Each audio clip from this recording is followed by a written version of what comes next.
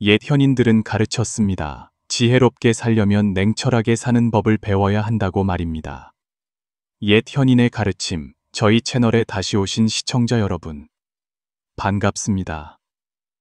인생이라는 흐름 속에서 사람들은 종종 격한 감정에 휩쓸려 스스로에게 상처를 입히곤 합니다. 하지만 옛 현인들은 지혜로운 사람은 감정에 휘둘리지 않으며 평정심이야말로 가장 큰 힘이라고 가르쳤습니다. 철학자 장자는 말했습니다. 가장 고요한 물이 가장 깊은 법이라고. 지혜로운 삶은 우리에게 세상의 시비 앞에서 마음을 냉철하게 유지하고 폭풍우 앞에서도 굳건히 서며 감정에 지배당하는 대신 감정을 다스리는 법을 배우라고 요구합니다. 오늘 영상에서는 옛 현인들로부터 배운 냉철하고 깨어있는 삶의 방식을 통해 지혜와 평온을 얻는 깊이 있는 가르침을 함께 탐구해 보겠습니다. 여러분, 나이가 들수록 우리는 모든 사람에게 사랑받는 것이 거의 불가능하다는 사실을 깨닫게 될 것입니다. 대신 자신의 삶을 잘 살아가는 데 집중하세요. 나를 이해하는 사람은 설명이 필요 없고, 나를 이해하지 못하는 사람에게는 아무리 설명해도 소용이 없다는 것이 옛 현인들의 깊은 가르침입니다. 냉철하게 사는 법을 배우고, 어려운 상황 앞에서 침묵과 본린을 지키세요. 누군가에게 메시지를 보냈지만 답장이 오지 않는다면 하염없이 기다리거나 헛된 노력을 계속하지 마세요. 필요할 때는 주도적으로 찾아 나서세요. 인생은 아무도 기다려주지 않으니까요. 동반자가 없다고 느껴져도 두려워하지 마세요. 혼자 있는 시간을 자기 발전의 기회로 삼으세요. 책을 읽거나 음악을 듣거나 일기를 쓰거나 혹은 그저 조용히 차 한 잔을 즐기는 것만으로도 당신의 영혼을 가꾸기에 충분합니다. 옛 현인은 말했습니다. 남을 이기는 자는 힘이 있을 뿐이지만 자신을 이기는 자야말로 진정으로 강한 사람이라고. 다른 사람에게 이해를 바라기 전에 먼저 자신을 명확히 이해하는 법을 배우세요. 슬픔이나 고통이 닥쳐왔을 때 그것을 마음속에 꾹꾹 눌러 담지 마세요.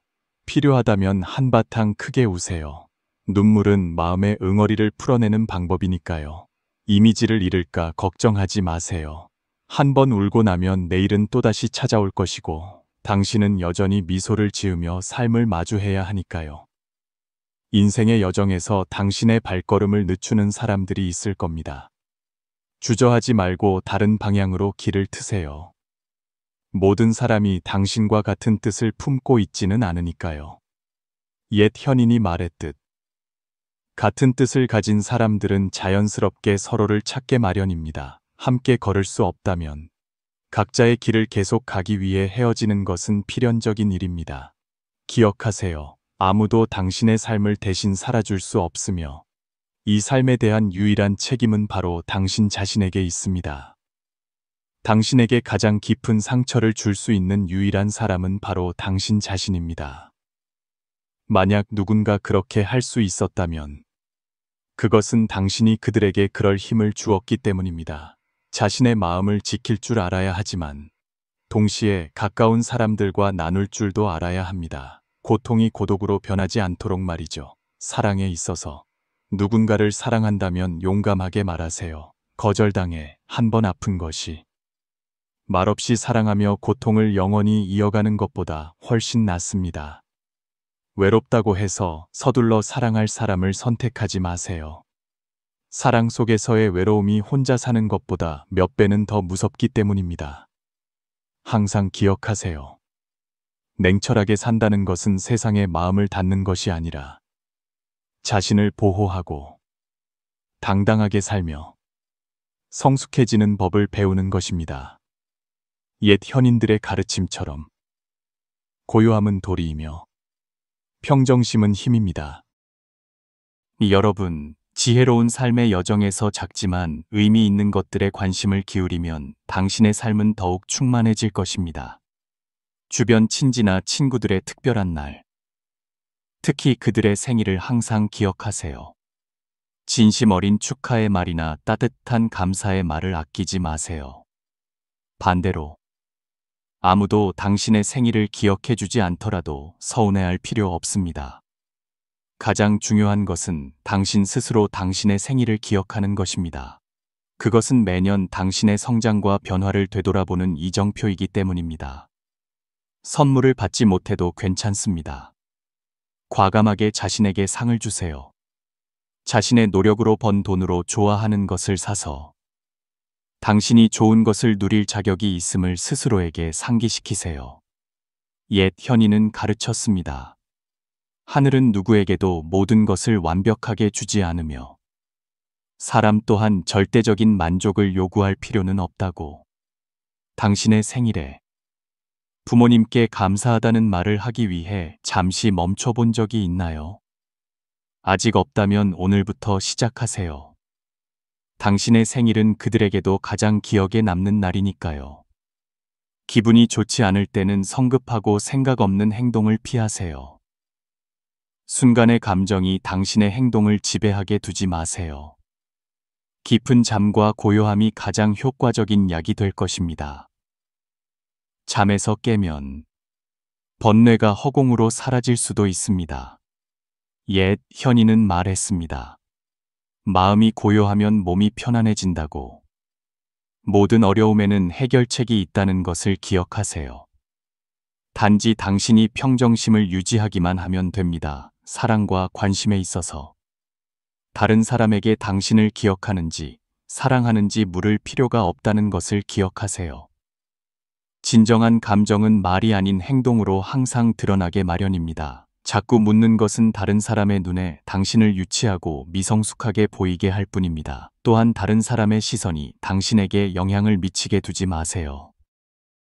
그들은 당신의 삶을 살지 않으니 그들의 비판 또한 가치가 없습니다. 당신이 똑똑하다면 똑똑한 척할 필요가 없습니다. 다른 사람만큼 똑똑하지 않다면 그냥 자신에게 편안하게 있으세요. 때로는 약간의 어리석음이 지혜로운 사람이 쉽게 얻지 못하는 평온을 가져다 주기도 하니까요. 옛 현인들은 가르쳤습니다. 말하는 자에게는 죄가 없으나 듣는 자는 경계해야 한다고. 그러므로 어떤 상황에서든 다른 사람을 험담하지 마세요. 좋은 말을 할 수 없다면 침묵을 지키세요. 그들을 명확히 이해하기 전에는 서둘러 판단하지 마세요. 당신이 보는 것은 전체 이야기의 아주 작은 일부일 수 있으니까요. 이성 친구는 때때로 동성 친구가 주기 어려운 새로운 시각을 제공해 줄 수 있습니다. 적어도 한 명의 이성 친구와의 관계를 소중히 여기고 유지하세요. 그들은 당신이 필요할 때 유용한 조언을 해줄 수 있습니다. 마지막으로 귀중한 교훈 하나를 기억하세요. 생각하고 나서 말하되 생각하는 모든 것을 말해서는 안 된다는 것입니다. 변화를 결심했을 때 선언하거나 자랑하지 마세요. 조용히 행동하면 성공이 당신의 노력을 스스로 말해줄 것입니다. 말에는 힘이 있지만 가장 명확한 증거는 바로 행동입니다. 지혜롭게 냉철하게 살아가며 자신의 소신을 굳건히 지키고 인생이 가져다주는 교훈들로부터 성숙하는 법을 배우세요. 여러분, 인생에서 갈등은 피하기 어려운 일입니다. 다툼이나 의견 불일치가 생겼을 때 24시간 안에 해결하려고 노력하세요. 옛 현인은 가르쳤습니다. 작은 일을 참지 못하면 큰 계획을 망치기 쉽다고. 너무 오래 방치하면 오해는 더욱 깊어지고 나중에 설명하는 것은 더욱 어려워질 뿐입니다. 자신이 틀렸다는 것을 깨달았을 때 사과하는 것을 주저하지 마세요. 진심 어린 사과는 성숙함을 보여줄 뿐만 아니라 인생의 중요한 관계들을 회복시키는 다리가 되어줍니다. 다른 사람에게서 사랑을 기대하기 전에 먼저 자신을 사랑하는 법을 배우세요. 당신은 태어날 때부터 사랑받고 존중받을 자격이 있습니다. 당신이 자신의 가치를 존중할 때 다른 사람들의 사랑은 자연스럽게 찾아올 것입니다. 자신을 존중하는 것이 세상이 당신을 존중하게 만드는 첫걸음이기 때문입니다. 스스로를 돌보고 사랑하는 것은 내면의 평화를 얻게 해줄 뿐만 아니라 주변의 건강한 관계를 위한 기반이 됩니다. 더 많이 듣고 적게 말하는 것은 지혜롭게 사는 귀중한 교훈 중 하나입니다. 옛 현인들은 가르쳤습니다. 말이 많으면 실수가 작고, 침묵하면 실수가 없다고. 침묵의 예술은 때로 수천 마디 말보다 더 강력합니다. 특히 논쟁이나 갈등 상황에서 약간의 냉철함과 무심함은 당신 자신을 보호하고 불필요한 시비에 휘말리는 것을 피하게 해줄 것입니다. 일과 삶의 균형에 대해 말하자면 그것은 아마 이론적인 개념일 뿐일 겁니다. 특히 창업을 생각하고 있다면 오랜 고독에 대한 마음의 준비를 하세요. 우리는 보통 성공한 기업가의 화려한 겉모습만 보고 그들이 겪었던 노력과 희생, 어려움은 이해하지 못합니다. 창업은 쉽지 않으며 성공에는 항상 대가가 따릅니다. 선배들의 조언이 필요하다면 모든 기업가들이 험난한 시기를 겪었다는 것을 기억하세요. 아이디어가 부족한 사람, 자금이 부족한 사람, 그리고 친구나 가족의 외면을 겪어야 했던 사람도 적지 않습니다. 하지만 바로 그런 순간에 자신에 대한 믿음과 굳건한 의지가 당신을 바로 서게 할 것입니다. 옛 현인은 말했습니다. 뜻이 있는 자, 마침내 이루리라고. 기업가가 되려면 기존의 틀을 깨고 자신만의 독특한 길을 선택할 준비가 되어 있어야 합니다. 다름이 바로 성공을 만드는 요소입니다. 창업 초기 단계에서는 자신과 자신의 제품, 서비스에 대한 믿음이 필수적입니다. 주변 사람들이 의심하고 비판하거나 당신이 틀렸다고 생각하더라도 자신의 입장을 굳건히 지키세요. 당신은 다른 누구보다 자신을 잘 알고 있으며 오직 당신만이 자신에게 무엇이 최선인지 압니다. 물론 다른 길에는 항상 외로움이 따릅니다. 아무도 귀 기울여 주지 않는 것 같고 아무도 당신의 아이디어를 지지하지 않는 것 같은 순간들을 마주하게 될 것입니다. 하지만 그것이 당신이 틀렸다는 의미는 아닙니다. 행동하고 인내하며 성공이 당신을 대신해 말하게 하세요. 다른 사람의 말은 참고 자료일 뿐 길을 안내하는 지침이 되어서는 안 됩니다. 마지막으로 기억하세요. 지혜롭게 산다는 것은 단지 대인관계를 잘하는 것만이 아니라 자신의 소신을 굳건히 지키고 자신의 삶의 주인이 되며 어떤 것에도 당신의 믿음이 흔들리지 않게 하는 능력입니다. 옛 현인이 조언했듯이 큰 행동은 요란할 필요가 없고 강한 변화는 선언이 필요 없습니다. 성공이 당신의 인내와 지혜에 대한 가장 강력한 증거가 되게 하세요. 여러분, 거절당했을 때의 좌절감은 인간의 매우 자연스러운 반응입니다. 하지만 창업의 길에서 거절당하는 것은 당연한 일일 뿐만 아니라 여정의 필수적인 부분이기도 합니다. 그것은 투자자, 고객, 심지어 당신이 신뢰하는 사람들로부터의 거절일 수 있습니다. 몇 번을 거절당하든 수백 번을 거절당하든 자신의 목표를 끈기 있게 추구해야 한다는 것을 기억하세요. 옛 현인이 가르쳤듯이 실패는 성공의 어머니이며 잘못을 고칠 줄 아는 자가 바로 지혜로운 사람입니다. 거절이나 부정적인 피드백은 당신을 무너뜨리고 포기하고 싶게 만들기 쉽습니다. 당신은 스스로에게 물을 것입니다. 내가 어디서 틀렸지? 내 제품에 무슨 문제가 있지? 하지만 그런 감정을 느끼는 것은 당신 혼자가 아닙니다. 사실 성공한 많은 기업가들이 비슷하거나 훨씬 더 혹독한 시기를 겪었습니다. 자신이 창립한 회사에서 해고당했지만 다시 돌아와 애플을 정상에 올려놓은 스티브 잡스를 기억하세요. 바로 초기의 실패들이 그들을 성장시키고 더 완벽하게 만든 촉매제였습니다. 창업에 뛰어들면 특히 초기 단계에서는 모든 시간과 에너지를 아이디어와 투자 계획에 쏟아야 합니다.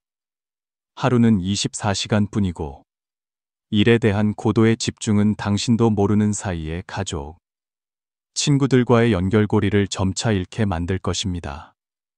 친구들이 모인 사진에 자신이 없거나 놓쳐버린 가족의 메시지를 읽는 것과 같은 어느 한순간에 이르러서야 당신은 어느새 외로워졌다는 것을 깨닫게 됩니다. 일과 삶의 균형을 맞추라는 일반적인 조언은 대개 이론에 불과합니다. 현실적으로 사업의 길을 선택했다면 외로움과 마주할 준비를 하세요. 큰 지혜는 어리석어 보이고 큰 용기는 겁이 많은 것처럼 보인다고 했습니다. 외로움이 성장과 다름의 일부임을 받아들이세요. 큰 성공을 거두고 막대한 이익을 얻었을 때조차 외로움은 여전히 존재할 수 있습니다. 성공의 후광은 때로 보이지 않는 벽을 세워 다른 사람들이 당신을 경계하거나 이익 때문에 접근하게 만듭니다. 경력의 정점에서 사교적인 관계가 대부분을 차지하게 되면 아는 사람은 많지만 진정으로 친한 사람은 거의 없다는 것을 깨닫게 될 것입니다. 차별성을 만드는 것이 성공의 열쇠이지만 그것은 또한 당신을 외톨이로 만듭니다. 당신의 인생은 당신 자신이 결정한다는 것을 기억하고 적더라도 가치와 진심을 가져다주는 정말 중요한 관계들을 선택하세요. 유해한 관계, 당신을 길 잃게 만들기 쉬운 함정들을 멀리하세요. 옛 현인이 가르쳤듯이 지혜로운 자는 다른 사람의 힘을 빌려 성공하고 어리석은 자는 스스로 어려움에 뛰어듭니다. 마지막으로 성취를 이룬 후에는 경력의 정점에서 고립되지 않도록 하세요. 자신의 가치를 지키는 굳건함을 유지하면서 진정으로 가치 있는 사람들에게 마음을 여세요. 외로움은 때로 피할 수 없는 것이지만 당신은 그것을 더 강인하게 자신을 발전시키고 더 지혜롭게 살아가는 동력으로 완전히 바꿀 수 있습니다. 길이 어려운 것은 강을 건너고 산을 넘어야 해서가 아니라 사람의 마음이 산을 두려워하고 강을 꺼리기 때문입니다. 냉철하게 산다는 것은 자신을 닫는 것이 아니라 인생의 유혹과 어려움 앞에서 자신을 선별하고 보호하는 것을 아는 것입니다. 인생에서 대인관계는 섬세함과 분별력을 요구합니다. 옛 현인은 일찍이 고요한 마음으로 보답할 일을 생각하고 한가할 때는 시비거리를 만들지 말라고 가르쳤습니다. 이것은 단순한 조언이 아니라 사회적 교류의 황금률입니다. 시비거리에 직면했을 때 당신은 냉철한 머리를 유지해야 합니다. 다른 사람들이 어떻게 떠들든 그들의 말은 그들의 문제이지 당신의 문제가 아님을 기억하세요. 판단하기 위해서가 아니라 이해하기 위해 들으세요. 많은 사람들이 근거 없는 이야기에 휩쓸려 이야기가 다른 사람을 거칠 때마다 내용이 왜곡되기 쉽다는 사실을 잊습니다. 정보가 당신의 귀에 들어왔을 때 그것은 이미 원래의 사실과 크게 다를 수 있습니다. 만약 당신이 소문을 성급하게 믿고 그것이 당신의 생각이나 행동에 영향을 미치게 둔다면 당신은 스스로를 오해와 갈등의 소용돌이 속으로 밀어 넣는 셈입니다. 평가에 있어서 작은 실수 하나가 다른 사람에게 상처를 줄 수 있고 심지어 당신 자신의 명예에까지 영향을 미칠 수 있습니다. 공자는 말했습니다. 생각 없이 하는 말은 반드시 재앙을 낳고 명확하지 않은 일은 아직 판단해서는 안 된다고. 사실 남의 이야기를 즐기는 사람들은 진정한 친구를 사귀기 어렵습니다. 그들은 관계 속에 의심의 씨앗을 뿌려 다른 사람들이 곁에 있는 것을 불안하게 만듭니다. 반면에 지혜로운 사람은 항상 적절한 때에 침묵할 줄 압니다. 침묵은 나약함이 아니라 성숙함과 지혜의 표현입니다. 이롭지 않은 말은 가슴속에 담아두는 것이 최선입니다. 2. 밝게 웃는 얼굴. 미소는 당신이 다른 사람에게 줄 수 있는 가장 귀한 선물입니다. 단순히 소통에서 편안함을 주는 것을 넘어 미소는 긍정적인 영혼과 열린 마음을 반영합니다. 옛말에 한 번 웃으면 성을 기울게 하고 두 번 웃으면 나라를 기울게 한다는 말이 있듯이 미소는 아름다울 뿐만 아니라 사람의 마음을 움직이고 모든 긴장을 해소하며 관계 속에서 신뢰를 쌓을 힘이 있습니다. 밝은 얼굴과 빛나는 눈빛은 긍정적인 감정을 전달하는 힘을 가진 무언의 언어입니다. 상대방이 슬프거나 화가 난 상태에 있더라도 당신의 미소는 그들의 감정을 진정시키고 문제를 좀 더 가볍게 바라보도록 도울 수 있습니다. 이것은 분위기를 개선할 뿐만 아니라 당신이 공감할 줄 알고 다가가기 쉬우며 진실된 사람임을 확인시켜 줍니다. 반대로 당신이 찡그린 얼굴과 무뚝뚝한 말투로 대화에 임한다면 관계에 부정적인 감정을 더할 수 있습니다. 호의적이지 않은 표정은 상대방을 불안하게 만들 뿐만 아니라 해결하기 어려운 갈등으로 이어지기 쉽습니다.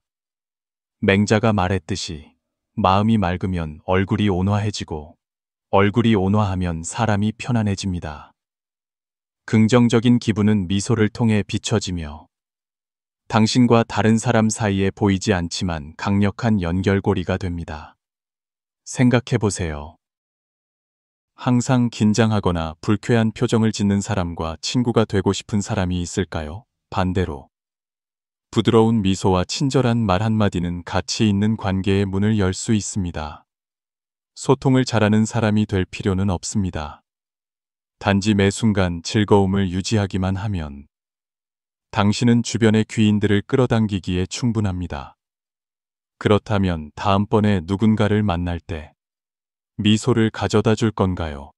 아니면 마음속의 불편함을 간직할 건가요?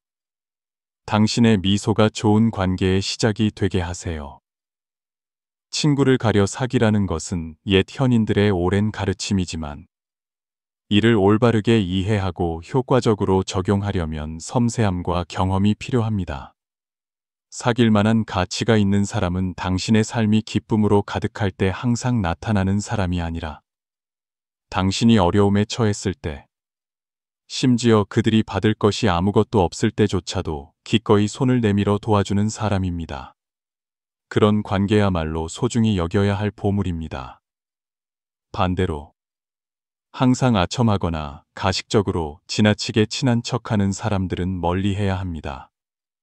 그런 사람들은 보통 개인적인 이익을 위해 당신에게 접근하며 원하는 것을 얻으면 쉽게 등을 돌립니다. 공자는 말했습니다. 현명한 사람 가까이 있으면 향기로운 곳에 있는 것 같고 나쁜 사람 가까이 있으면 생선 썩는 곳에 있는 것 같다고. 거짓된 관계는 시간을 낭비할 뿐만 아니라 상처와 골칫거리를 가져올 수 있습니다. 오래가는 관계는 항상 사심 없는 진심에서 비롯됩니다. 좋은 친구는 반드시 자주 만나야 하는 것은 아니지만 필요할 때면 항상 곁에서 함께하고 나누어 줄 것입니다. 이것이 바로 당신이 양질의 관계망을 구축하는 기준입니다. 기억하세요. 당신이 사귀는 사람은 당신의 생각, 생활 방식, 그리고 성장에 직접적인 영향을 미칠 수 있습니다. 긍정적인 관계는 기쁨을 가져다 줄 뿐만 아니라 당신이 더 나은 버전의 자신이 되도록 동기를 부여합니다. 그러므로 친구를 선택할 때는 신중하세요. 당신 인생의 진정한 귀인들은 보통 요란하게 나타나는 사람이 아니라 당신이 가장 필요할 때 조용히 함께 해주는 사람이기 때문입니다. 바사 긍정적으로 살기. 삶에서 당신의 귀는 칭찬, 비판에서부터 실체 없는 잡담에 이르기까지 온갖 종류의 말을 들을 수 있습니다. 하지만 듣는 모든 것이 진실은 아니라는 것을 기억하세요. 옛사람들은 가르쳤습니다. 봐야 믿고 듣는 것은 참고만 하라고. 검증되지 않은 잡담은 종종 추측에 불과하며 때로는 편견이나 악의를 동반합니다. 그러므로 귀로 듣는 모든 것을 성급하게 믿지 말고 더더욱 그런 말들이 당신의 마음에 부정적인 영향을 미치도록 두어서는 안 됩니다. 친구나 가족에 대한 비판에 직면했을 때 그들에게 신뢰를 보내세요. 믿음은 견고한 관계의 기초일 뿐만 아니라 포용의 표현이기도 합니다. 모든 것을 긍정적인 시각으로 바라보고 각 사람 사이의 차이점이 바로 삶을 더욱 풍요롭게 만드는 것임을 받아들이세요. 공자는 말했습니다. 나와 같지 않은 사람은 틀린 사람이 아니라 내가 더 이해해야 할 사람이라고. 차이점이 항상 결점인 것은 아니며, 때로는 그것이 당신의 사고를 넓히고 자신을 완성시키는 귀중한 보완제가 됩니다. 설령 당신의 친구들이 다른 사람들에게 좋지 않은 평가를 받더라도 어떤 판단을 내리기 전에 신중하게 고려하세요. 때로는 다른 사람들이 보는 것은 겉모습일 뿐이고 진정한 본질은 깊숙이 숨겨져 있을 수 있습니다. 그들이 나쁜 마음을 품고 있지 않는 한 다른 성격적 특성들은 당신이 배우고 발전할 수 있는 동력원이 될 수 있습니다.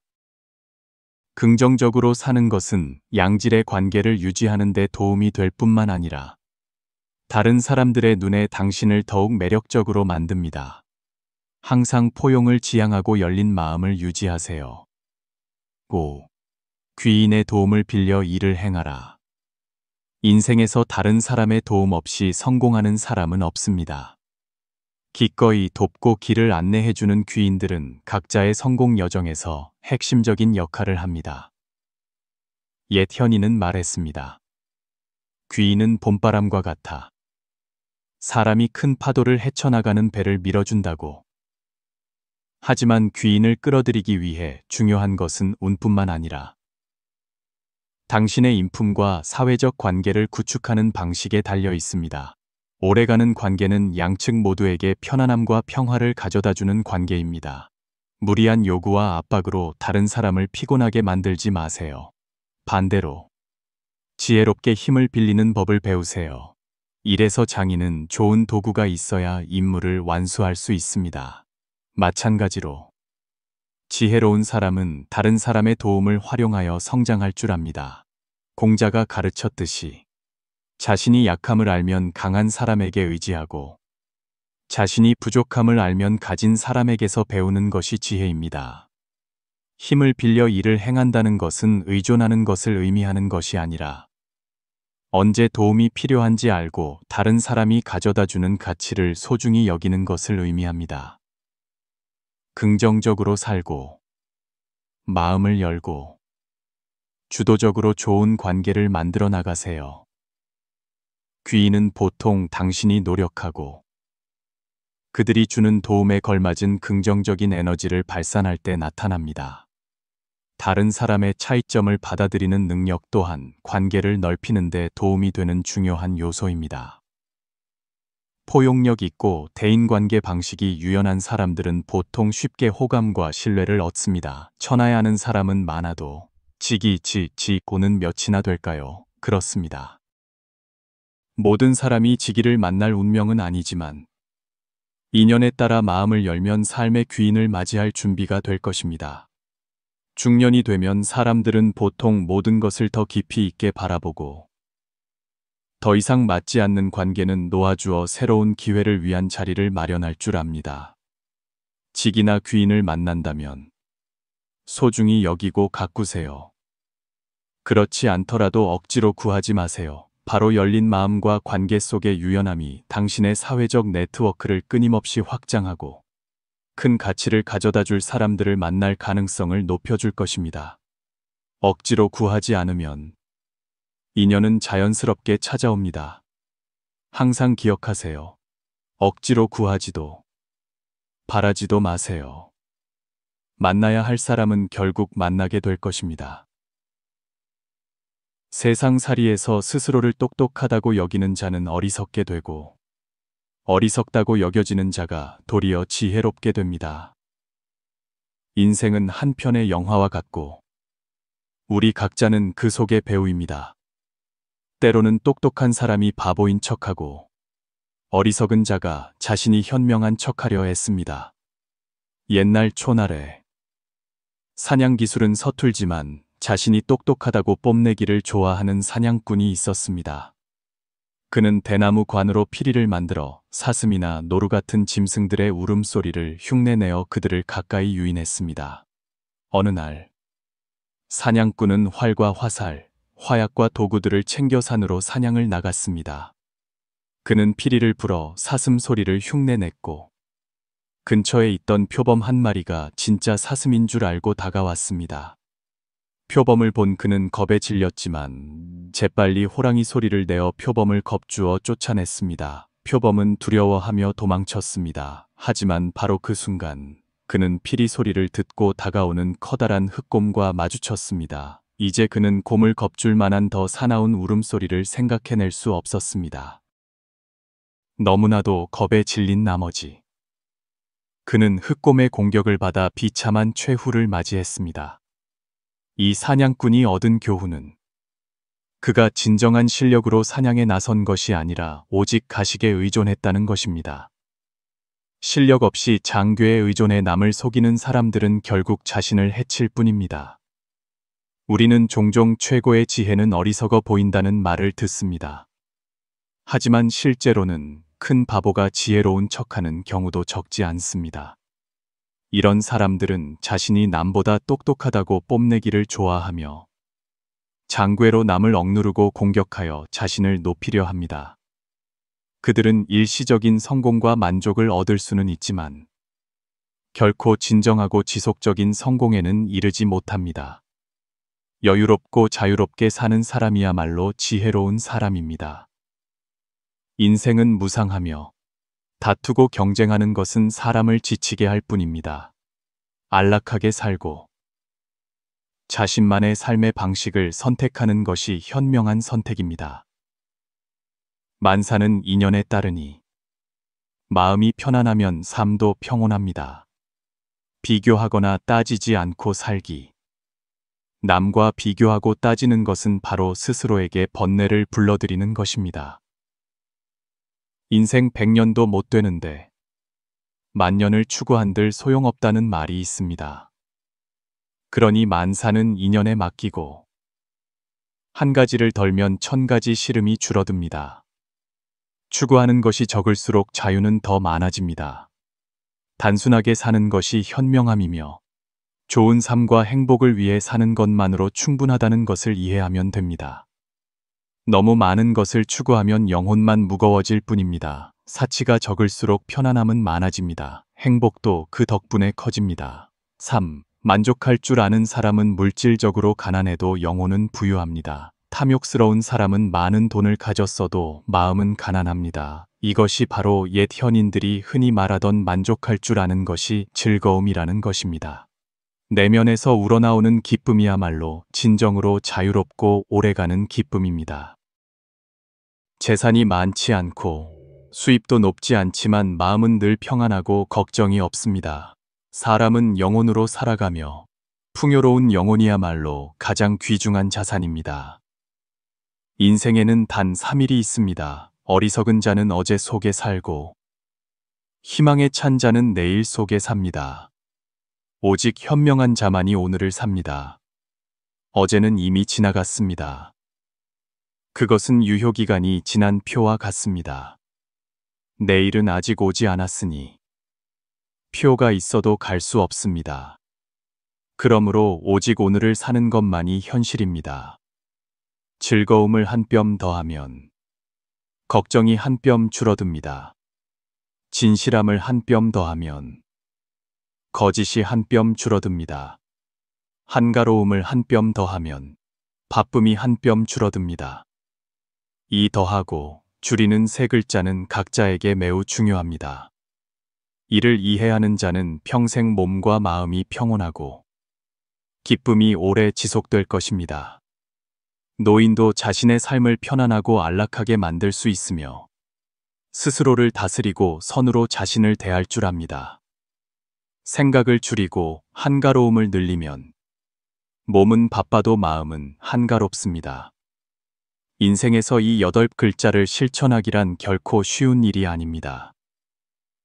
핵심은 바로 저 한가로움이라는 글자에 있습니다. 노인의 삶이 행복하고 평안한지 아닌지도 바로 그 글자 덕분입니다.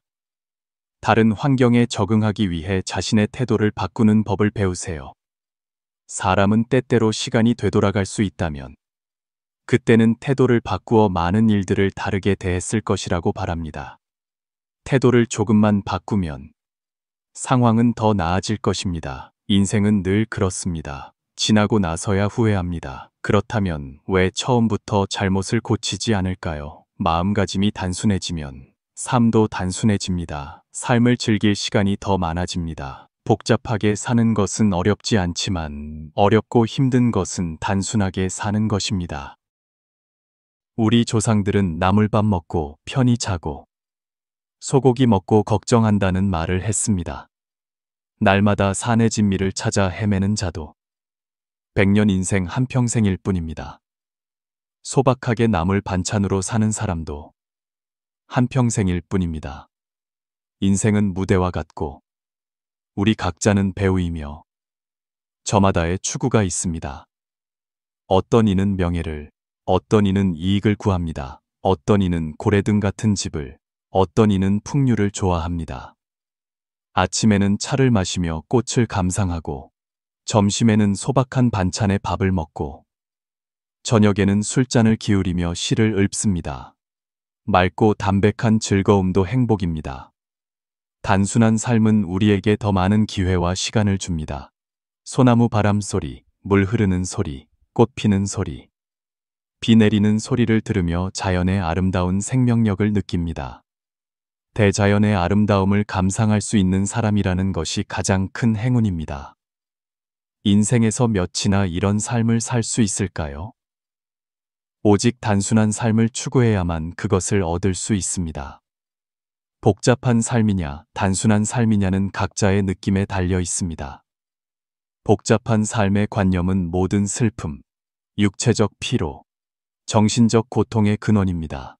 바로 이 때문에 때로는 똑똑하다고 생각하는 사람이 어리석게 되고 어리석다고 생각하는 사람이 지혜롭게 되는 것입니다. 인생에서 피해야 할 4가지 실수. 한 번 저지르면 평생 후회합니다. 그 실수 1. 배우지 않는 것. 자신이 쌓은 지식에 만족하며 더 배우는 것이 불필요하다고 생각하는 사람들이 있습니다. 젊음은 지혜가 명민하고 정신이 열정으로 가득 찬 시기이며 새로운 지식을 흡수하기에 황금 같은 시간입니다. 하지만 그들 주변에는 유혹도 가득합니다. 게으름 때문에 수많은 변명을 만들어내고 자신을 방김하며 학문에 투자하는 대신 향락을 선택하는 사람들이 적지 않습니다. 멀리 내다볼 줄 모르는 사람은 쉽게 이 소용돌이에 빠집니다. 그들은 단기적인 즐거움만 보고 장기적인 대가는 의식하지 못합니다. 젊음이 지나가면 남는 것은 텅 빈 머리, 기술도 없고 튼튼한 기반도 없는 것뿐입니다. 그로 인해 경력의 길은 끝없이 길어지고 목적지가 불분명해집니다. 실수를 깨달았을 때 그들은 그저 그랬더라면이라는 2단어만 쓰라리게 내뱉을 뿐입니다. 하지만 시간은 이미 없고 기회도 놓쳤으니 어떻게 되돌릴 수 있겠습니까? 일과 삶에서 많은 귀중한 교훈과 경험은 항상 주변에 존재합니다. 하지만 소중히 여기고 붙잡지 않으면 필요할 때 남는 것은 후회뿐입니다. 운 좋게 뛰어난 상사와 함께 일하며 배울 점이 많았지만 기술을 연마하는 데 집중하는 대신 동료들과의 사소한 시기, 질투, 경쟁에 빠져든 사람도 있습니다. 진정한 도전이 나타났을 때, 기회가 문을 두드렸을 때, 그들은 자신이 그것을 잡을 능력이 없다는 것을 깨닫습니다. 뒤늦은 후회도 헛되이 보낸 세월의 결과를 되돌릴 수는 없습니다. 철학자 노자는 말했습니다. 배움을 아는 자는 지혜로운 자요. 자신의 무지에 만족하는 자는 결국 후회만 안게 되리라. 이 가르침은 우리 모두에게 값진 교훈입니다. 기억하세요. 배움은 책이나 학교에만 국한되지 않고 삶의 모든 순간, 주변 사람들, 그리고 자신이 겪었던 실수 속에 있습니다. 배움의 부족이 젊음을 공허함으로 만들고 결국 후회 속에 늙은 나를 살게 하지 마세요. 실수 2. 건강을 중시하지 않는 것. 건강은 귀중한 자산일 뿐만 아니라 인간이 삶의 모든 좋은 것을 누리기 위한 튼튼한 기반입니다. 옛 현인은 가르쳤습니다. 몸은 뿔이다. 뿌리가 튼튼하지 않으면 나무가 어찌 푸를 수 있겠는가. 건강이 없으면 돈, 사랑, 경력 등 모든 것이 무의미해집니다. 병약한 몸은 피곤한 정신을 동반하여 삶의 모든 즐거움을 점차 부담으로 만듭니다. 그럼에도 불구하고 많은 젊은이들은 자신의 건강에 대해 주관적이고 소홀합니다. 젊음의 시간은 무한하다고 여겨지며 현재의 체력이 영원히 지속될 것이라고 생각합니다. 바로 그 때문에 그들은 쉽게 건강하지 못한 생활 방식에 빠져듭니다. 무절제한 식사, 해로운 음식 섭취, 과도한 음주 또는 해로운 쾌락에 탐닉합니다. 그들은 건강을 낭비할 때마다 질병에 한 걸음 더 가까워진다는 것을 깨닫지 못합니다. 몸이 경고 신호를 보내고 질병이 문을 두드릴 때가 되어서야 정신을 차리고 되돌아봅니다. 하지만 시간이 그들에게 다시 시작할 기회를 줄까요? 방탕하게 보낸 세월은 이미 병의 씨앗을 뿌렸고 그때의 후회는 무의미할 뿐입니다. 돈은 다시 벌 수 있지만 잃어버린 건강은 무엇으로도 살 수 없습니다. 철학자 장자는 말했습니다. 자연에 순응하며 사는 것이 몸과 마음을 보존하는 핵심이라고. 이것은 우리에게 건강을 돌보는 것이 단지 적절한 식사와 신체 단련뿐만 아니라 마음을 편안하게 유지하고 스트레스와 불필요한 압박에서 벗어나는 것임을 상기시킵니다. 기억하세요. 건강은 우리가 인생 여정에서 지니고 다니는 가장 귀중한 짐입니다. 비과학적인 생활 방식으로 이 귀한 자산을 소모하게 두지 마세요. 건강을 중시하는 것이 바로 자신을 사랑하는 것이며 삶을 길게 할 뿐만 아니라 의미로 가득 채우는 것입니다. 실수 3. 저축할 줄 모르는 것. 인생의 가장 큰 실수 중 하나는 돈을 저축할 줄 모르는 것입니다. 성공한 사람들의 경험에 따르면 중요한 것은 얼마나 버느냐가 아니라 얼마나 남기고 어떻게 사용하느냐입니다. 당신이 버는 돈은 가치가 있지만 그것을 관리하고 저축하는 것이 삶의 장기적인 안정을 결정합니다. 옛 현인은 가르쳤습니다. 입으로 먹으면 산도 무너진다. 아무리 큰 재산을 가졌다 해도 즐기기만 하고 통제 없이 소비하며 축적하거나 투자하지 않는다면 결국 금산도 바닥나게 됩니다. 오늘날 사회에서는 미래를 생각하지 않고 현재를 위해 살며 낭비하는 경향이 있는 사람들이 적지 않습니다. 그들은 자신이 가진 것을 즐기며 어려운 날을 위해 저축하지 않습니다. 예상치 못한 일을 만나거나 수입원을 잃거나 어려운 처지에 빠졌을 때 그들은 실수를 깨닫지만 이미 너무 늦었습니다. 인생은 본래 무상합니다. 강에도 구비가 있고 사람에게도 때가 있다 하는 말처럼 내일 무슨 일이 일어날지 아무도 모릅니다. 오늘의 부유함이 내일의 가난이 될 수 있습니다. 부유할 때는 존중받지만 돈이 없어지면 세상은 쉽게 등을 돌립니다. 그런 상황에 빠지지 않으려면 저축은 필수적인 교훈입니다. 장자는 말했습니다. 지혜로운 자는 절제하며 살고 예상치 못한 변고에 대비하여 항상 충분히 남겨둔다고. 저축은 단지 돈을 모으는 것이 아니라 미래를 위해 인생이 가져올 수 있는 예기치 못한 일들을 위해 철저히 준비하는 것입니다. 돈을 현명하게 사용하지 않으면 금방 당신을 떠나갈 것입니다. 기억하세요. 저축은 인색함이 아니라 삶을 관리하는 기술입니다. 그것은 예상치 못한 어려움 앞에서 자신과 가족, 그리고 미래를 보호하는 방법입니다. 벌어들인 돈 한 푼 한 푼을 소중히 여길 때 당신은 비로소 자신의 삶의 주인이 될 수 있습니다. 실수 4. 유혹 앞에서 굳건하지 못한 것. 각자의 인생은 항상 유혹으로 가득 차 있으며 굳건한 사람만이 그것을 극복할 수 있습니다. 옛 현인은 가르쳤습니다. 술과 색욕은 사람이 통제력을 잃기 쉬운 두 가지이지만 현명한 자는 적절한 때에 멈출 줄 안다고. 그럼에도 불구하고 모든 사람이 그것들의 매력에서 벗어날 만큼의 지혜와 의지를 가진 것은 아닙니다. 술과 색욕이 남용될 때 그것들은 더 이상 즐거움이 아니라 독약이 됩니다. 많은 사람들이 술의 취기와 일시적인 쾌락에 빠져 현실을 외면하고 결국 삶은 타락하게 됩니다. 행동을 통제하지 못하는 것에서부터 시작하여 그들은 자신과 가족, 그리고 사회에 상처를 입힙니다. 정신이 혼미하고 취했다 깼다를 반복하는 것은 건강을 해칠 뿐만 아니라 되돌릴 수 없는 결과로 이어집니다. 술을 즐기는 사람은 돈을 낭비할 뿐만 아니라 일에 필요한 시간과 집중력도 낭비합니다. 계속되는 유흥은 그들로 하여금 책임을 소홀히 하게 하고 경력 발전의 기회를 잃게 만듭니다. 가장 중요한 버팀목인 가족도 그들에 의해 경시됩니다.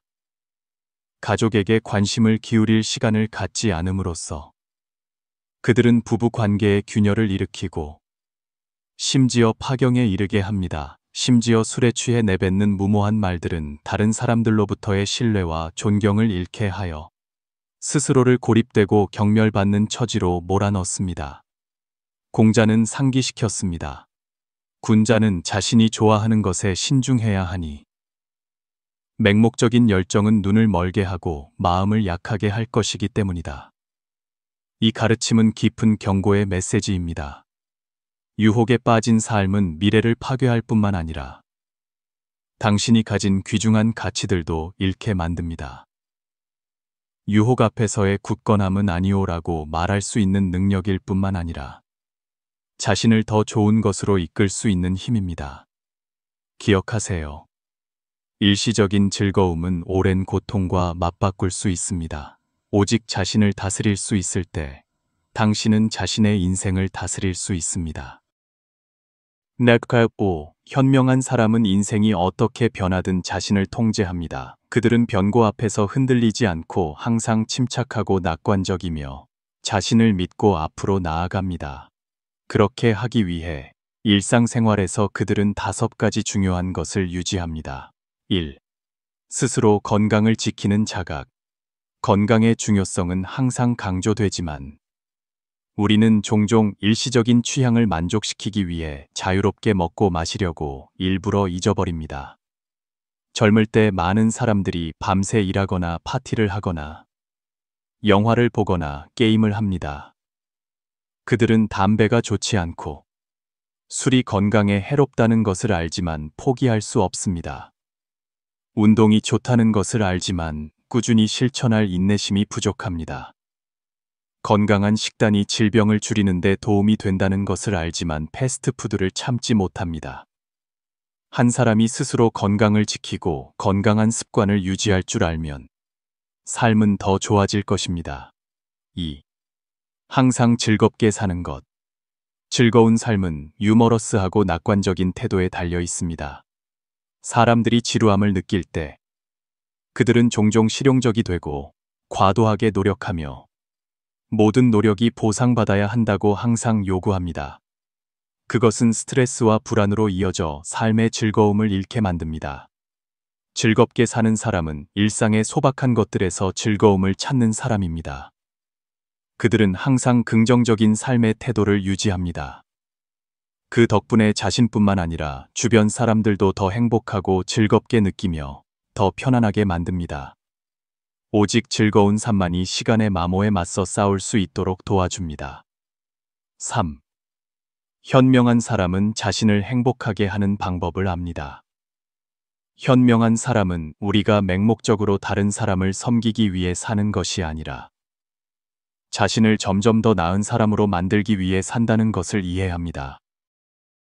하지만 많은 사람들이 다른 사람을 행복하게 하는 것은 기억하지만 자신을 행복하게 하는 방법은 잊어버립니다. 자신을 위해 살고 육체적으로나 정신적으로 자신을 행복하게 하는 것이 삶을 즐기는 방법입니다. 오직 당신이 행복을 느낄 때 당신의 삶은 더욱 빛나고 의미 있어질 것입니다. 4. 현명한 사람은 선택하고 받아들이고 거절하는 방법을 압니다. 이것은 항상 모든 사람에게 어려운 문제입니다. 우리는 이 문제를 삶에서뿐만 아니라 일상생활, 업무, 그리고 관계 속에서도 실천해야 합니다.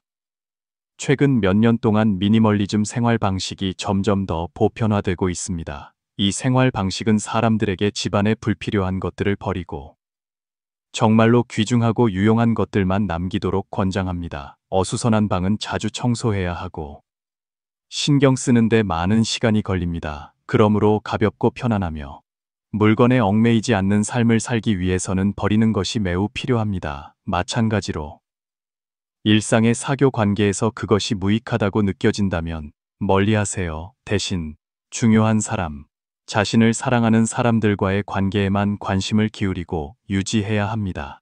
업무에서도 마찬가지입니다. 주요 목표에 집중하고 불필요한 것들을 정리하여 해야 할 일에 마음을 쏟으세요. 복잡한 선택에서 단순함으로 당신의 삶은 더 가볍고 의미 있어질 것입니다. 그것이 진정한 현명한 사람의 삶입니다. 5. 현명한 사람은 항상 평정심을 유지합니다. 어떤 이는 말했습니다. 약한 자는 호랑이처럼 화를 내고 강한 자는 물처럼 평온하다고. 분노는 당신의 몸과 마음을 파괴할 뿐만 아니라 주변 사람들에게도 영향을 미칩니다. 매일 삶은 당신을 다른 경험으로 이끕니다. 지나가는 모든 순간은 결코 다시 만나지 못할 것입니다. 그러므로 부정적인 감정이나 분노가 삶의 귀중한 순간들을 낭비하게 두지 마세요. 현명한 삶에는 올바른 감정 관리가 필요합니다. 자신의 삶을 존중하는 것이 더 나은 미래를 여는 열쇠입니다. 세상에 사는 사람은 무슨 씨앗을 뿌리든 그 열매를 거두니 인과응보는 돌고 돕니다. 세상에 사는 사람은 무슨 씨앗을 뿌리든 그 열매를 거두니 인과응보는 돌고 돕니다. 하늘에 이치는 모든 것을 비추니 남을 짓밟는 자는 반드시 보응을 받게 되며 다음 생애까지 이어지기도 합니다. 이로 인해 삶이 매우 비참해집니다.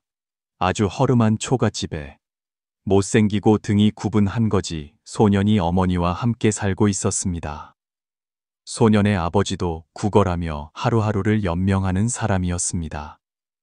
최근 구걸해서 얻는 것이 점점 어려워지자 아버지는 소년을 집에서 쫓아냈습니다. 불쌍한 소년은 못생기고 나이도 어린데다 며칠 연속으로 밥 한 끼도 구하지 못해 온종일 굶어 머리가 어지러웠습니다. 다행히 한 사찰에서 소년을 머물게 해주었고 주지 스님은 소년에게 절 안에 불상 앞에 놓인 제단을 청소하는 일을 맡겼습니다. 그리고 매일 밥과 차를 제공해 주었습니다. 거지 소년은 매우 기뻐하며 마침내 배불리 밥을 먹을 곳이 생겼다고 생각했습니다. 그리하여 거지 소년은 한 명의 어린 스님이 되었습니다. 하지만 다음 날 어린 스님이 불당에 가보니 뚱뚱한 스님 한 분이 제단을 쓸고 닦으며 매우 정성껏 청소하고 있었습니다. 제단은 깨끗하고 반짝이게 닦여 있었습니다. 어린 스님은 밖으로 나가 탁발할 기회도 청소할 기회도 없었으니 자연히 밥을 먹을 수 없었습니다. 그렇게 하루를 굶었습니다. 다음 날 어린 스님이 다시 청소하러 갔지만 그 뚱뚱한 선배 스님이 이미 깨끗하게 다 청소해 놓은 것을 발견했습니다. 어린 스님은 여전히 청소할 기회가 없어서 밥을 먹지 못했습니다. 어린 스님은 배가 고파 머리가 어지러질했습니다.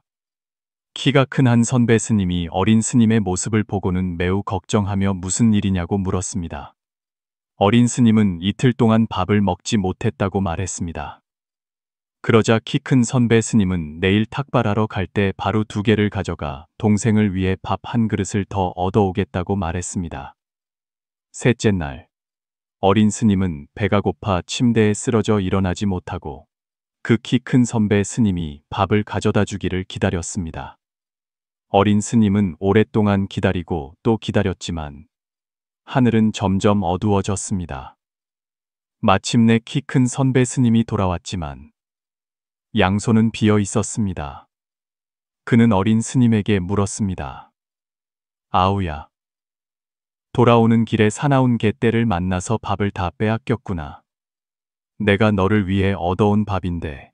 어린 스님은 힘없는 목소리로 선배 스님에게 괜찮다고, 감사하다고 말했습니다. 넷째 날, 신통력이 있는 한 대선배 스님이 탁발을 나가 마침내 그 사나운 갯떼를 피하고 안전하게 밥을 가지고 돌아왔습니다. 신통력 있는 대선배 스님은 어린 스님의 방으로 들어가 보니 어찌된 일인지 창문이 모두 잠겨 있었습니다. 그래서 대선배 스님은 자신의 신통력을 발휘하여 금빛 광선을 따라 문을 통과해 들어갔습니다. 어린 스님을 본 후 대선배 스님은 말했습니다. 아우야, 어서 밥을 먹으렴. 어린 스님의 손이 밥그릇에 막 닿으려는 순간 그릇이 갑자기 엎어져 밥이 모두 바닥에 쏟아졌습니다. 신통력 있는 대선배 스님은 그것을 보고 합장하고 주문을 외워 허공에서 떨어지는 밥알들을 다시 모아 어린 스님 앞에 바쳤습니다. 이때 절의 종이 울렸는데 마침 전고여서 스님들은 계율을 지켜 점심 이후에는 식사를 하지 않아야 했습니다. 신통력 있는 대선배 스님은 조금 안타까워하며 한참을 애썼지만 어린 스님이 밥 한 술도 먹게 할 수 없었습니다. 그래서 어린 스님은 신통력 있는 대선배 스님에게 힘없이 미소를 지으며 말했습니다. 신통력 있는 대선배 스님, 감사합니다. 저에게 물 한 그릇만 주십시오. 신통력 있는 대선배 스님은 밥을 못 먹으면 물이라도 마시는 것이 좋겠다 싶어 몸을 돌려 물을 가지러 나갔습니다. 대선배 스님은 등 뒤에서 어린 스님이 말하는 것을 들었습니다. 신통력 있는 대선배 스님, 물에 재를 조금 타주십시오. 신통력 있는 대선배 스님은 의아했지만 그래도 승낙했습니다. 어린 스님은 이때 이미 숨이 가빴습니다. 신통력 있는 대선배 스님은 재를 탄 물 한 그릇을 가져왔습니다. 어린 스님은 단숨에 다 마셨고 그 후 어린 스님은 다시 앉을 수 있게 되었습니다. 어린 스님은 눈을 반짝이며 신통력 있는 대선배 스님에게 말했습니다. 선배님께서 제가 왜 재를 탄 물을 마시는지 매우 이상하게 생각하시겠지요. 제가 그 연유를 설명해 드리겠습니다. 알고 보니 어린 스님은 태어날 때부터 자신의 전생을 기억하고 있었습니다. 전생의 어린 스님은 부잣집 도련님이었습니다. 아버지가 돌아가신 후 모든 재산을 그에게 남겼습니다. 그의 어머니는 보시를 좋아하고 남을 돕는 선행을 하며 항상 거지들에게 돈과 양식을 나누어 주었습니다. 부잣집 도련님은 성격이 매우 인색하여 어머니가 그렇게 하는 것을 싫어했습니다. 어느 날 어머니가 거지들에게 돈과 양식을 나누어 준 후 부잣집 도련님은 화가 나서 어머니를 밀치며 소리쳤습니다. 이 돈은 모두 아버지가 내게 남겨준 것이지 이 거지들에게 남겨준 것이 아니란 말입니다. 버릇없는 도련님은 어머니를 집으로 끌고 가 7일 밤낮으로 방에 가두고 밥도 물도 주지 않았습니다. 8일째 되는 날 부잣집 도련님은 어머니가 굶어 죽었을 것이라 생각하고 문을 열어보니 어머니가 바닥에 쓰러져 아직 숨이 붙어 있었고 눈을 감았다 떴다 하고 있었습니다. 그는 어머니에게 물었고 어머니는 목이 쉰 목소리로 한 글자 물이라고 말했습니다. 그래서 부잣집 도련님은 생각했습니다. 그렇다면 물에 재를 좀 타서 주자. 질식해 죽지 않더라도 살에 들려 죽을 것이다. 부잣집 도련님은 어머니에게 물을 가져다 주었습니다. 어머니는 마신 후 과연 살에 들려 죽고 말았습니다. 신통력 있는 대선배 스님은 듣고 나서 무언가 깨달은 듯 고개를 끄덕였습니다. 어린 스님은 미소 지으며 말했습니다. 이것이 바로 저의 보응입니다. 그리고 그는 침대에 누워 잠시 후 숨을 거두었습니다. 세상에 사는 사람은 무슨 씨앗을 뿌리든 그 열매를 거두니 인과응보는 돌고 돌며 하늘에 이치는 모든 것을 비춥니다. 남을 짓밟는 자는 반드시 보응을 받게 되며 다음 생애까지 이어지기도 합니다. 그래서 삶이 매우 비참해지는 것입니다. 그러므로 우리는 자식으로서 반드시 효도를 다하여 부모님께서 노후를 편안히 보내시도록 해야 합니다. 만약 이 가장 기본적인 도리조차 행하지 못하고 부모님께 불효한다면 사람으로 태어난 보람이 없을 것입니다. 위 이야기는 인과응보와 그 결과에 대한 중요한 교훈을 전달합니다. 그것은 우리의 악한 행동이 다른 사람에게 해를 끼칠 뿐만 아니라 결국 자신에게도 심각한 결과를 초래한다는 것을 강조합니다. 부잣집 도련님의 인색함과 잔인함은 어머니의 비참한 죽음을 초래했고 결국 그 자신도 보응을 받게 되었습니다. 이를 통해 이야기는 우리에게 자비심, 관대함, 그리고 효도를 가지고 살도록 권장하며 특히 부모님에 대해서는 더욱 그러해야 함을 말합니다. 이러한 기본적인 가치를 실천하는 것은 우리의 삶을 더 좋게 만들 뿐만 아니라 미래의 나쁜 과보를 피하는 데에도 도움이 됩니다. 멤번그락 7. 부유한 상인과 4명의 아내. 임종 때에야 진짜 얼굴을 알게 되다. 상인의 첫째 아내는 매우 충성스럽고 집안의 모든 일을 관리하는 데 큰 공헌을 한 사람이었습니다. 하지만 첫째 아내가 상인을 아무리 사랑해도 그는 그녀를 사랑하지 않았고 거의 내버려 두었습니다. 부유한 상인에게는 4명의 아내가 있었는데 그는 넷째 아내를 가장 사랑하여 그녀에게 화려한 옷을 입히고 맛있는 음식을 먹였습니다. 그는 그녀를 매우 세심하게 돌보고 항상 그녀에게 가장 좋은 것들만 주었습니다. 그는 또한 셋째 아내도 매우 사랑했습니다. 그는 그녀를 자랑스러워하며 항상 친구들 앞에서 그녀를 뽐냈습니다. 하지만 상인은 또한 항상 그녀가 다른 남자를 따라 떠날까봐 노심초사했습니다. 그는 또한 둘째 아내를 매우 사랑했는데 그녀는 매우 친절하고 사려 깊으며 항상 인내심이 강한 사람이었습니다. 사실 그녀는 상인의 진정한 지지였습니다. 어려움에 처할 때마다 그는 항상 둘째 아내를 찾았고 그녀는 항상 그가 어려운 상황에서 벗어나고 고난을 극복하도록 도와주었습니다. 어느 날 상인은 중병에 걸렸습니다. 얼마 지나지 않아 그는 자신이 곧 죽게 될 것임을 알게 되었습니다.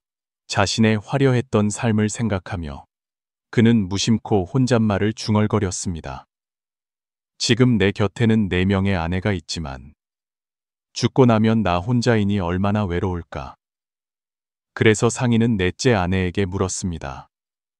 내가 당신을 가장 사랑했고 가장 잘 대해주었으며 가장 잘 돌보았소. 이제 내가 곧 죽는데 나와 함께 가서 나의 벗이 되어주겠소? 안 돼요. 넷째 아내는 이 한마디를 남기고 훌쩍 떠나버렸습니다. 그녀의 대답은 상인의 심장에 칼을 꽂는 것과 같았습니다. 슬픔에 잠긴 상인은 셋째 아내에게 물었습니다. 내 평생 당신을 무척 사랑했소. 이제 내가 곧 죽는데 나와 함께 가서 나의 벗이 되어줄 수 있겠소? 아니요. 셋째 아내는 대답했습니다. 인생은 참 아름다워요. 나를 따르는 남자들이 아주 많아요. 당신이 죽으면 나는 재혼할 거예요. 상인의 마음은 무겁게 가라앉고 차가워졌습니다. 그는 다시 둘째 아내에게 물었습니다. 역경에 처했을 때 나는 항상 당신에게 도움을 청했고 당신은 항상 나를 어려움에서 구해 주었소. 이제 다시 당신의 도움이 필요하오. 내가 죽은 후에 계속해서 나의 벗이 되어줄 수 있겠소? 미안해요. 여보, 이번에는 제가 당신을 도울 수 없어요. 둘째 아내가 답했습니다. 기껏해야 제가 당신을 묘지까지 배웅해 줄 수 있을 뿐이에요. 그 대답은 청천벽력과 같아 상인을 쓰러뜨렸습니다. 이때 한 목소리가 들려왔습니다. 제가 당신을 따르겠습니다. 당신이 어디로 가든 천국이든 지옥이든 제가 당신을 따르겠습니다. 상인이 고개를 들어보니 그가 소홀히 하고 방치했던 첫째 아내였습니다. 수년간의 고생으로 그녀는 야위었고 마치 오랜 영양실조에 걸린 사람처럼 보였습니다. 상인은 몹시 고통스러워하며 후회하며 말했습니다. 내가 당신을 더 잘 돌보았어야 했는데. 하지만 사실 우리 모두는 인생에서 4명의 아내를 가지고 있습니다. 넷째 아내는 우리의 몸입니다.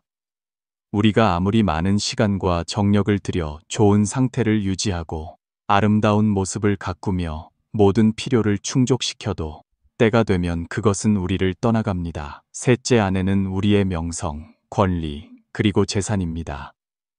그것이 우리에게 얼마나 많은 영광을 가져다 주었든 우리가 죽고 나면 그것은 다른 사람의 것이 됩니다. 둘째 아내는 우리의 친척과 친구들입니다. 우리가 살아있을 때 그들이 우리와 아무리 가깝더라도 그들은 단지 우리를 묘지까지만 함께할 수 있습니다. 첫째 아내는 사실 바로 우리의 영혼입니다. 그것은 우리가 물질적인 부와 향락을 좇을 때 종종 잊혀집니다. 인생의 마지막 순간에 이르러서야 그것이 가장 아름답고 가장 소중하다는 것을 깨닫지만 그때는 후회해도 이미 늦었습니다. 이 이야기는 인생에서 관계의 가치에 대한 깊은 교훈을 전달합니다. 소홀히 여겨졌던 첫째 아내가 결국 임종 때 상인을 따르는 유일한 사람이 됨으로써 영혼과 충성심이 영원한 가치임을 증명합니다. 몸, 명성, 재산은 모두 일시적인 반면 친척과 친구들은 묘지까지만 동행할 수 있습니다. 우리가 물질을 추구하며 종종 잊어버리는 우리의 영혼이야말로 진정으로 가장 귀중한 것입니다.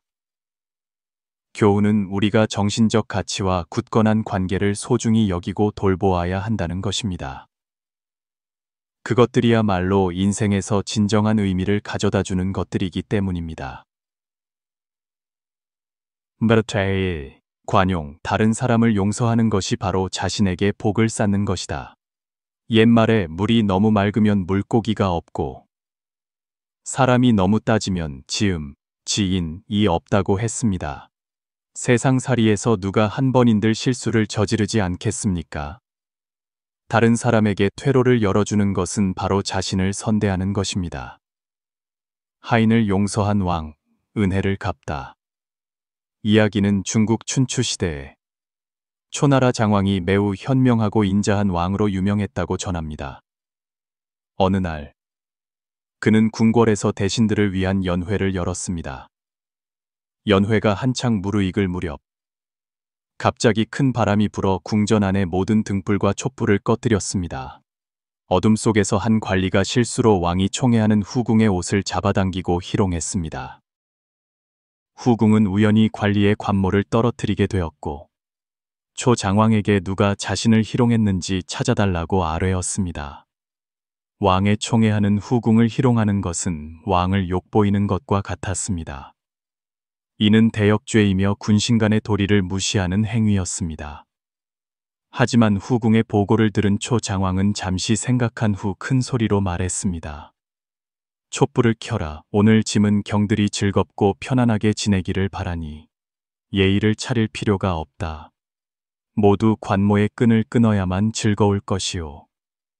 대신들은 그 말을 듣고 후궁은 어리둥절했지만 감히 명을 어기지 못했습니다. 그들은 차례로 자신의 관모 끈을 끊었습니다. 덕분에 왕의 사랑하는 후궁을 희롱한 사람은 정체가 드러나지 않았습니다. 후궁은 이를 보고 놀라기도 하고 화가 나기도 했습니다. 연회가 끝나자 그녀는 초 장왕에게 와서 하소연했습니다. 이때 초 장왕은 말했습니다. 오늘 내가 모두에게 술을 대접했소. 모두가 술에 취해 예의를 잊고 이런 일이 일어난 것도 용서할 수 있는 일이니 처벌해서는 안 둬. 나라를 위한 선비들을 어찌 자신의 장수를 모욕할 수 있겠소.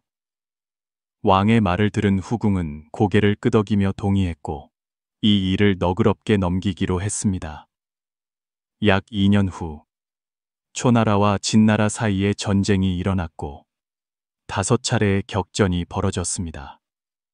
초나라 군대에는 목숨을 걸고 좌충구돌하며 생사를 돌보지 않는 한 무장이 있었습니다. 이 장수의 지휘 아래 병사들은 힘을 얻어 용감하게 돌진하여 싸웠습니다. 초나라 군대는 이 덕분에 백전백승을 거두었습니다. 나중에 초장왕은 그 무장을 불러 자초지종을 물었습니다.